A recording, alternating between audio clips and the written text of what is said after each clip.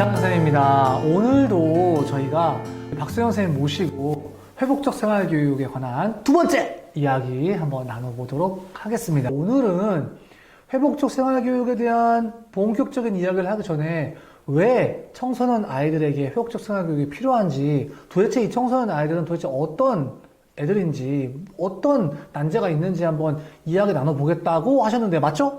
네, 맞습니다. 네.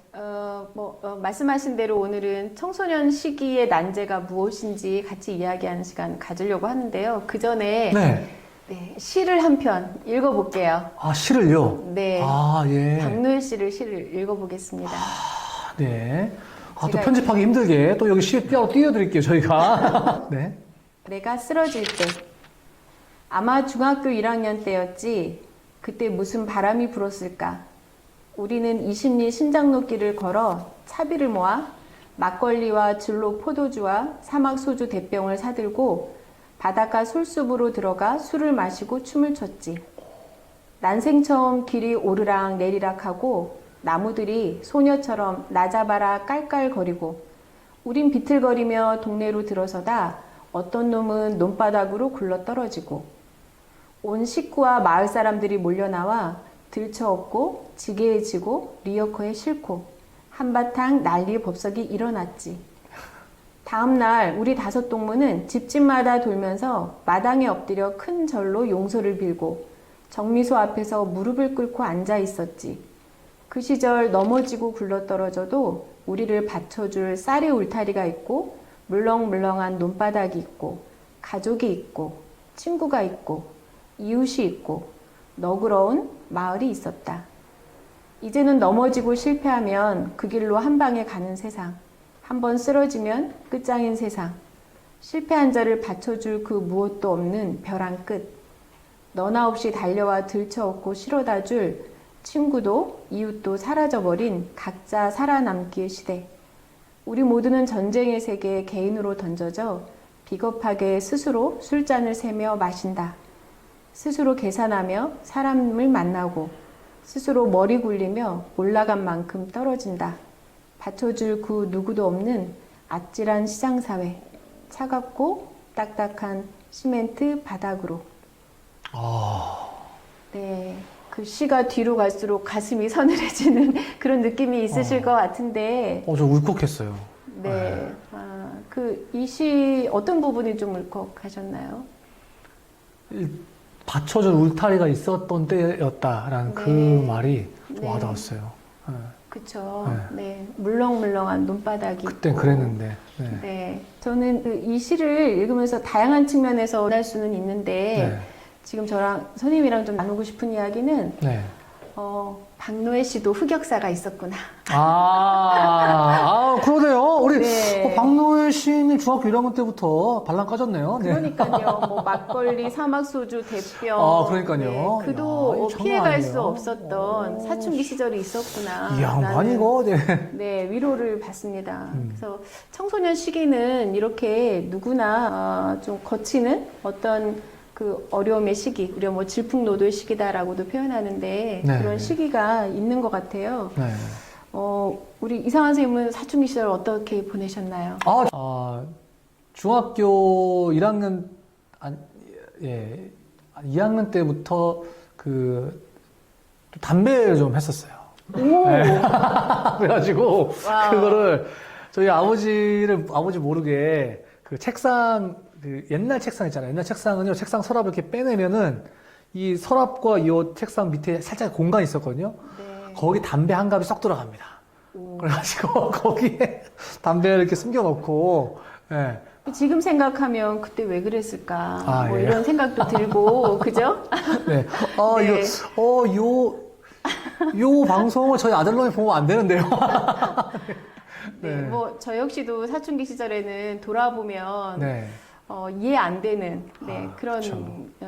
기억들이 많이 있죠. 네. 그럼, 우리 청소년들은 왜 그 시기에, 우리 모두의 청소년 시기에, 왜 그런 것을 보낼 수밖에 없었을까? 네. 뭐, 하비거스트, 교육학자는 그 발달 단계별로 성취해야 될 과업이 있다라고 이야기하잖아요. 그래서 우리 청소년 시기에도 발달 단계의 특징이 있고 그 발달 단계에 반드시 그 이루어야 될 과업들이 있죠. 네, 그래서 오늘 청소년들의 발달 단계를 좀 살펴보려고 하는데요. 청소년기 발달 단계의 특징에 대해서 꼭 네. 이뤄야 될 과업은 내신 따야죠, 내신. 아, 내신 따야죠. 네. 아, 서글프네요. 네. 서글프죠. 죄송합니다. 네. 헛소리 해가지고. 네. 계속 네. 말씀해 주십시오. 지금은 청소년들의 생물학적인 발달 단계의 특징에 대해서 좀 알아보고 네. 우리가 어떤 이해를 가지고 아이들을 바라봐야 될까 좀 생각해 보려고 해요. 네. 그러기 위해서 뇌 기능에 대해서 먼저 말씀을 드리면 네. 우리의 뇌는요 크게 세 가지로 나뉜대요. 뇌간이 있고요. 뇌간은 그 본능의 뇌라고도 이야기합니다. 뇌간은 그 뇌 중에 가장 먼저 발달하는 뇌예요. 네, 그래서 본능을 관장하는데 호흡이나 체온을 유지하거나 그 신체의 장기들을 관장하는 그런 본능의 뇌라고도 네. 부르고요.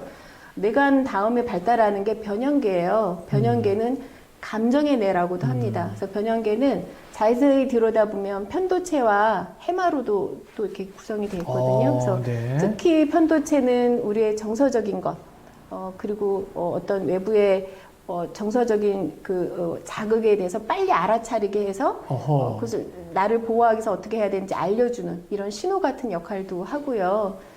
해마는 기억을 관장합니다. 네. 여튼 그 두 가지를 다 포함한 뇌가 변형계이고요. 변형계가 발달하면 그 이후에 가장 마지막에 발달하는 뇌가 전두엽입니다. 네, 대뇌피질. 전두엽. 네, 그 전두엽 대뇌피질은 이성의 뇌, 인간의 뇌라고도 하는데 우리가 뭘 예측한다거나 논리적으로 생각한다거나 미래를 계획한다거나 이런 것들이 전부 다 이제 인간의 뇌인 그 대뇌피질에서 역할을 합니다. 그런데 문제는 우리 청소년 시기에 이 뇌발달이 어느 단계에 있느냐인데요. 사실은 이 대뇌피질은 가장 늦게 발달을 하고요. 한 20대 후반 정도 돼야 어느 정도 발달한다고 합니다. 그러니까 청소년 시기에는 대뇌피질보다는 덜 발달한 상태에서 주로 변형계의 뇌, 감정의 뇌가 훨씬 더 영향을 많이 받는 그런 시기예요. 그래서 어떤 결정을 할 때 합리적으로 이성적으로 딱 이렇게 결정해서 판단하고 하면 좋은데 청소년 시기에는 이성보다는 이 감정의 변형계 영향을 많이 받기 때문에 이 즉흥적으로 한다거나 감정에서 결정한다거나 또 우리가 이렇게 표현하듯이 충동적인 것 같다라고 여기는 행동들을 많이 하게 되죠. 네, 이 뇌나 이 몸은 아직 덜 준비되어 있지만 그럼에도 자신의 감정을 잘 관리하고 행동을 관리해야 되는 이런 난제가 있는 거예요. 그래서 첫 번째 난제가 바로 이 발달적 특징에 의한 난제라고 말씀을 드릴 수 있어요. 청소년 뇌가 지금 공사 중이다. 뭐 이런 얘기도 많이 하는데, 그래서 뭐 어쩌라는 겁니까? 그게 그 첫 번째 난제라고 하셨는데, 그래서 어떻게 해야 되나? 다른 난제가 또 있나요? 네, 제가 청소년 난제로 사실 두 가지를 좀 말씀을 드리고 싶거든요. 첫 번째는 방금 말씀드린 대로 생물학적 특징으로 인한 난제를 말씀드리고 싶고요.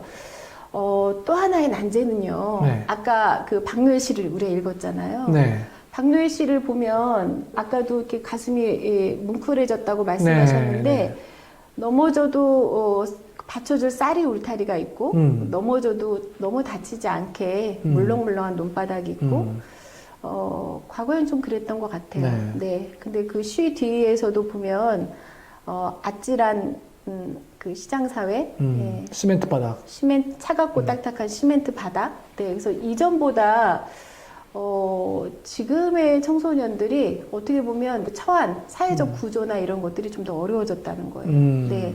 그래서 그 말은 우리 청소년들이 건강하게 성장할 수 있도록 해야 되는데 오히려 청소년의 건강한 성장을 방해하는 이런 사회 구조들이 너무 많아졌다는 것이죠. 네. 그런데 우리 사회 구조가 이렇게 어려워졌다고 해서 우리 아이들이 이 사회 구조에 굴복하면 안 되잖아요. 그래서 청소년 시기는요, 이런 그 사회적 모순, 이런 것에 굴복하지 않으면서도 자신의 강점을 발견하고 자신의 장애물을 극복해야 되는 이런 난제가 있는 것이죠.